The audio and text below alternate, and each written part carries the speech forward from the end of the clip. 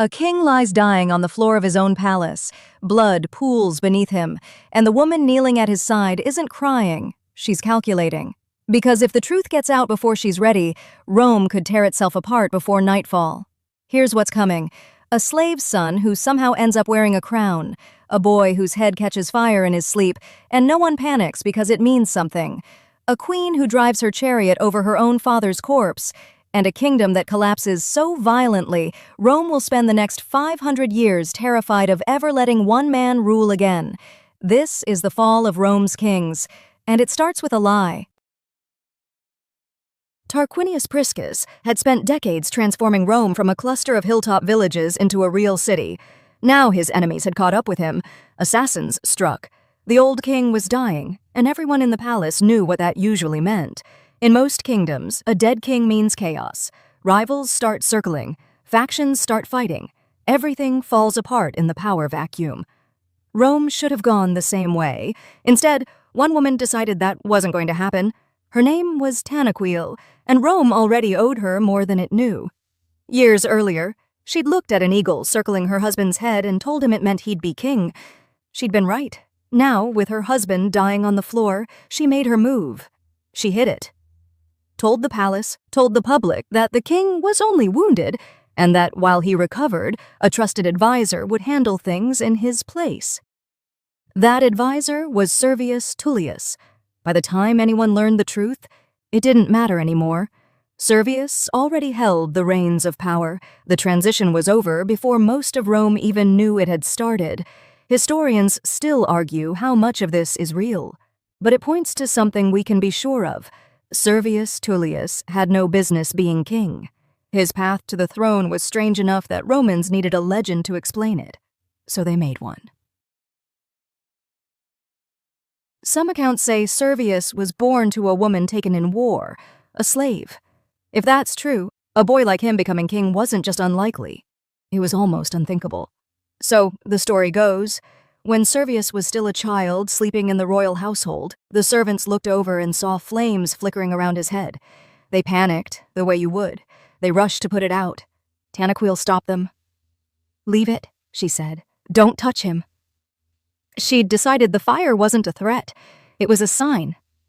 And when Servius woke up moments later, untouched, unburned, she had her answer. The gods had marked this boy for something bigger. It's the same trick as the eagle omen that made her husband king. A story built to answer a question everyone was already asking.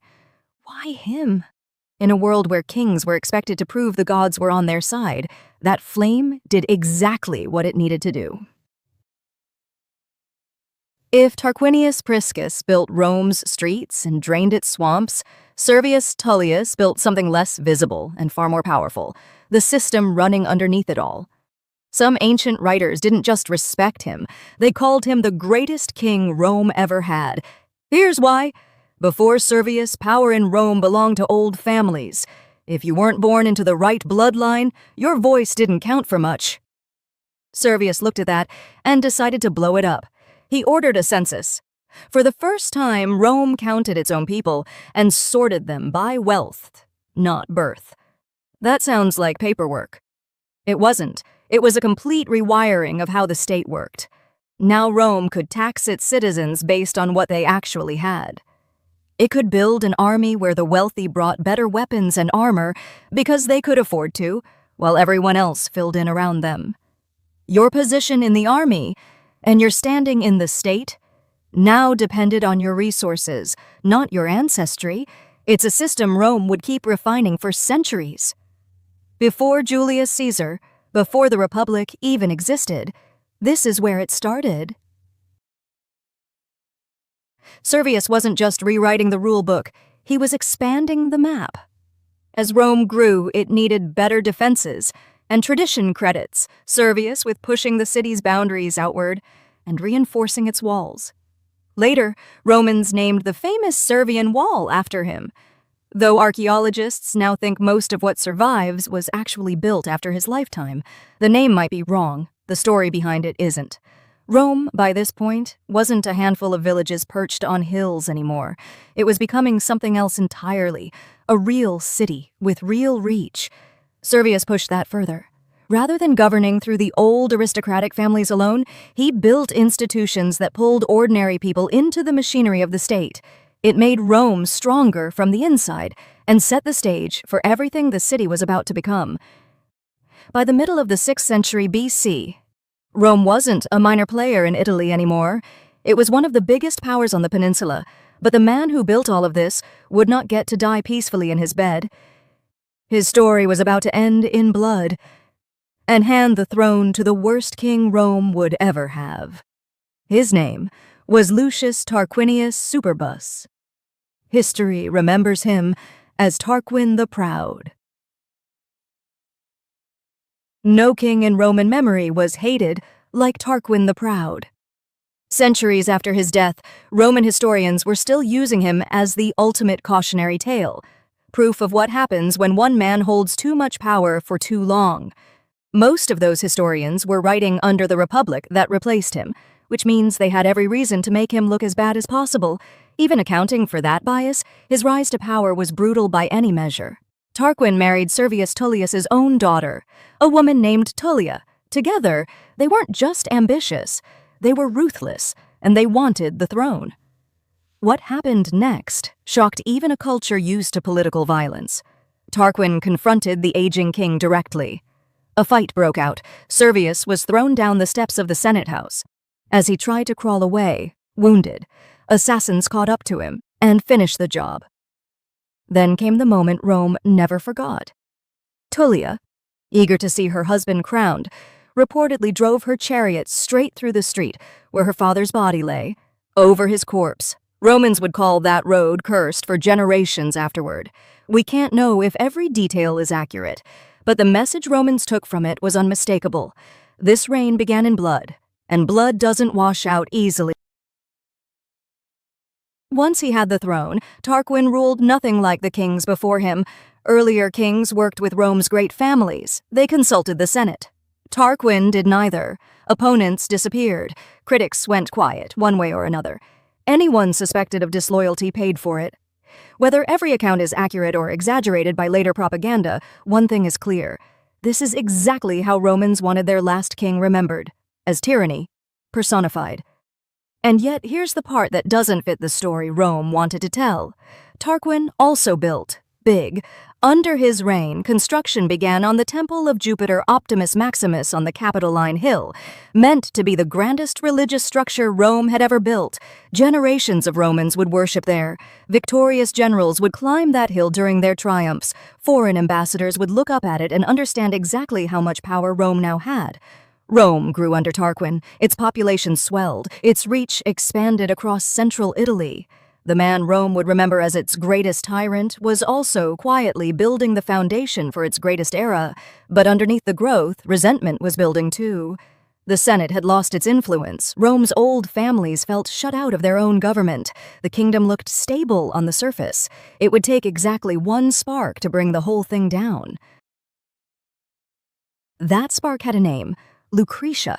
It started, as these things sometimes do, with an argument between drunk noblemen about whose wife was the most virtuous. To settle it, they rode home unannounced to see for themselves. Most of the wives they found were out enjoying parties. Lucretia was home, working, running her household exactly as a virtuous Roman wife was supposed to. She won the argument without knowing she was in one, but among the men who witnessed it was Sextus Tarquinius, the king's own son. And he couldn't stop thinking about her. He came back, alone. According to Roman tradition, he threatened her and he assaulted her. Lucretia was devastated, but she wasn't going to let it disappear quietly. She called for her husband, her father, and their closest allies. She told them everything. She demanded justice. And then, even after they told her she bore no blame, she took her own life in front of them. The story tore through Rome like wildfire. We'll never know every detail for certain. What we do know is what that story did next. It turned Lucretia into a symbol Romans would invoke for generations, and it turned quiet resentment into open rebellion. Among the men standing over her body was a nobleman named Lucius Junius Brutus. He made a vow right there that no Tarquin, no king, ever again would rule Rome. That vow didn't stay in the room. It spread through the city like fire through dry grass. Support for the monarchy didn't just weaken. it collapsed. In 509 BC, Tarquinius Superbus was thrown out of Rome, exiled, more than 2 centuries of kings gone. The last Etruscan king was finished, and Rome would never crown another. In his place, the Romans built something new. Power split between 2 consuls, elected every year, a senate with real authority, no single man allowed to hold it all. It wasn't a democracy, not by any modern measure. Wealth and status still decided who really held power, but to the Romans living through it, this felt like freedom. That feeling never faded. For the next 500 years, whenever a Roman politician looked like he was gathering too much power, someone would invoke the memory of Tarquin the Proud as a warning. Even Julius Caesar, half a millennium later, couldn't escape that ghost. Rome's hatred of kings became part of its identity, and the irony is hard to miss. That hatred was born from a rebellion against the very Etruscan kings who built the Rome that made it all possible. The Etruscan kings only ruled Rome for part of its early history, but what they left behind was enormous. Under them, Rome's territory grew, its institutions matured, its religious life deepened, its infrastructure, the drained marshland that became the Forum, the walls, the roads, took shape. And when it was over, the Romans who came next chose to tell a different story. They celebrated the Republic. They honored the men who tore down the monarchy. They held up Tarquin the Proud as the ultimate warning against letting one man rule alone. But history doesn't split that cleanly. The republic that eventually conquered the Mediterranean didn't build itself from nothing. It stood on foundations laid by the very kings it replaced. The kings were overthrown. Their dynasty vanished. Their people were eventually absorbed into the civilization they helped create. But their legacy never left. In a strange way, the Etruscans lost their kingdom and helped build the empire that would dominate the ancient world in their place. That's why the story of Rome's forgotten kings still matters. Because the Republic, the Senate, the empire that came after. None of it starts from zero. It starts here, with a fire that didn't burn, a queen with a chariot, and an oath that changed everything.